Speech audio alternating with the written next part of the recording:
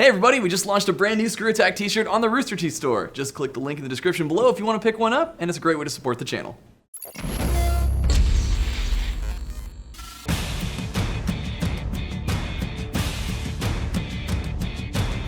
Once upon a time, Aquaman was a poorly dressed, amphibious hero whose friends consisted mainly of fish. However, today he's the sexy sea version of Khal Drogo. But even with his burly muscles and killer shark friends, he still can't seem to shake the stigma of being, Aquaman. So my question is, what the hell happened to Aquaman? I'm Jocelyn the intern. I do all the research nobody else wants to, straight from the desk of Death Battle. Like any good researcher, we'll start at the beginning. For Aquaman, that would be a 1941 issue of More Fun Comics as a scientist that learned how to survive underwater and literally talked with some fishies. Hell, the man rode around on a seahorse, which is like the least badass sea creature there is. I mean, like, the boy seahorses have the babies. You probably knew that.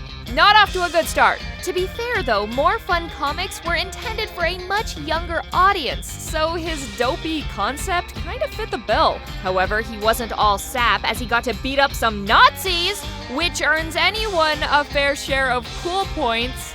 The Nazi fighting aside, Aquaman was more or less a filler character. It wasn't until the late 1950s, or the Silver Age as it's commonly referred to, that DC really started to flesh out and make changes to Aquaman. Some good, some bad, and some strange, just strange. Among the strange category falls the introduction of his sidekick, Topo, an octopus that can play Happy Birthday on multiple instruments at once. Hooray! I mean, sure, for an octopus, he had his moments. I mean, Topo could even fire 4 bow and arrows at a time and was apparently almost as good a shot as Green Arrow. Overall, though, Topo didn't really help out Aquaman's cool factor very much. But one of the better changes to Aquaman that came out of the Silver Age was his new backstory. Aquaman was changed from seafaring scientist to Arthur Curry, wayward son of an outcast Atlantean. Since he was now from an aquatic race rather than a scientist who lived at the bottom of the sea, Aquaman's powers went through some changes. This included Aquaman switching from literally talking to fish to telepathically communicating and controlling sea creatures. I'm pretty sure we can all agree that was a change for the better. However, with all his powers becoming more super in nature, the writers decided he needed a weakness as well. Aquaman gained a weakness almost as stupid as Green Lantern's vulnerability to the color yellow and wood. Aquaman could no longer survive outside of water, essentially super dehydration. Seeing as he would now straight up die if he didn't take a dip into some good old H2O at least once an hour, Aquaman donned the notoriously stupid fishbowl helmet every time he went on land. And I'm not gonna lie to you, Aquaman's cool factor stayed right around here. He was neither amazing or unbearably lame. He was just somewhere in the middle. That is, until the 1970s got a hold of him and ferociously shaped him into the proverbial butt of the joke. Yep, we're talking about the timeless classic Superfriends, which followed the hijinks of the Justice League with the addition of 2 powerless children and a dollar store version of Scooby-Doo with a cape. For whatever reason, Superfriends depicted Aquaman as not only being near useless out of water, but also pretty garbage in water.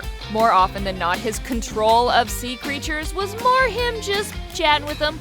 Just chatting him up. Sure, he still had super strength, but compared to his companions like Superman and Wonder Woman, he wasn't all that impressive. So Arthur just kind of became the lame and fairly useless joke hero of the Justice League. Kind of like Boomstick around here. Don't tell him I said that. Aquaman's popularity spoiled faster than buffet sashimi, so much so that his standalone comic was even canceled during this time. In true VH1 Behind the Heroes special, this is when Aquaman hit rock bottom. Sadly, this is how a lot of people remember Aquaman, but I assure you, since the 1989 debut of Legend of Aquaman, he has become one of the most badass heroes in DC's lineup. Just to give you a quick highlight reel, Aquaman has commanded armies of killer sharks, bathed in the blood of his enemies, and smacked the shit out of Superman. He even lost his arm a couple times and replaced it with a sweet-ass harpoon so he can do dope shit like rip off one of Cerberus's heads, which he then uses to, I shit you not, break through the gates of Hades. So yeah, maybe give Aquaman a second chance. Oh, fun fact, Aquaman wasn't the only one to get badassified. Remember Topo, the stupid happy birthday playing octopus?